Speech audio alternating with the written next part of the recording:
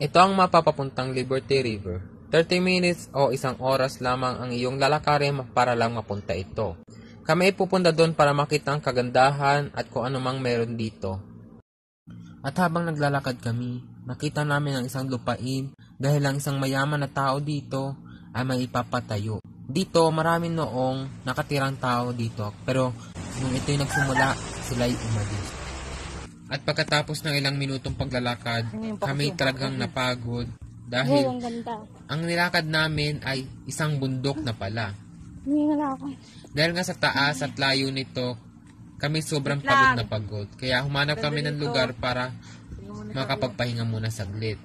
At habang nakapagpahinga, nakita namin ang isang lugar na talaga kaming namangha. Dahil nga sa sobrang ganda. Mukha itong Africa sa kalayuan. Dito na ba tayo bababa? At habang pinagmamasdan namin ang kagandahan ng bundok na ito, at nung tumingin kami sa baba, marami kami nakitang basura na napaligid ng bundok.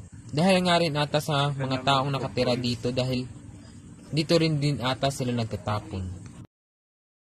At pagkatapos nun, kami ay bumaba na ng bundok para makita ang sinasabi nilang ilog ng Liberty.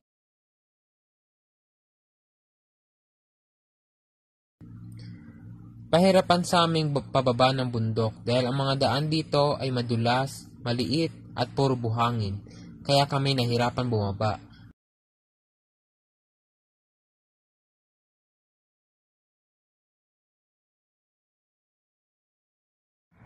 At nung malapit na kami sa ibaba, doon na nga naging mahirap ang mga daanan dahil nga sa sobrang liit at sobrang gulo ng daanan na iyon.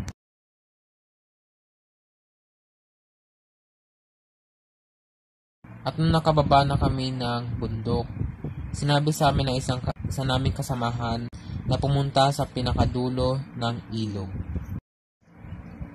Makikita mo ang mga dinaanan namin. Madulas, mahirap daanan, puro bato-bato at maliit. Kaya, once na maling apak mo lang, talaga didiretso ka talaga sa tubig ng ilog.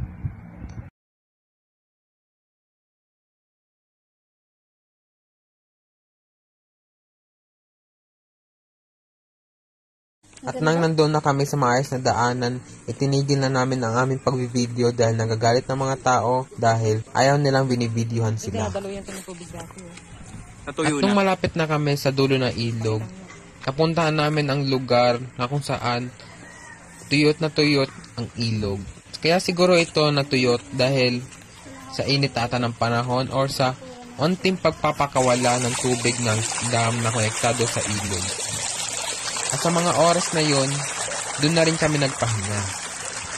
Dahil ayun namang ang lugar na pwede namin paghingahan. Nung papaalis na kami sa tuyot na parte ng ilog, nakita namin ang halaman at punong sinunog ng mga tao. At pagkatapos ng ilang oras na paglalakad, napuntahan na namin ang dulo ng ilog. Dito na yung maganda. Makikita nyo kung gaano katahimik at kaganda ang ilog na ito.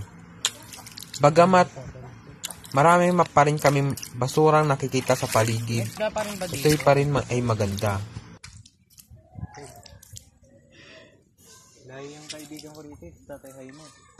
Ang mga kalat sa paligid, pagkasunog ng mga halaman at puno, pagtuyot ng ilog at pagsira ng mga lupain ay gawa ng mga tao. Ang solusyon dito ay itigil ang pagtapon ng basura kung saan. Linisin man ang kailangan linisin.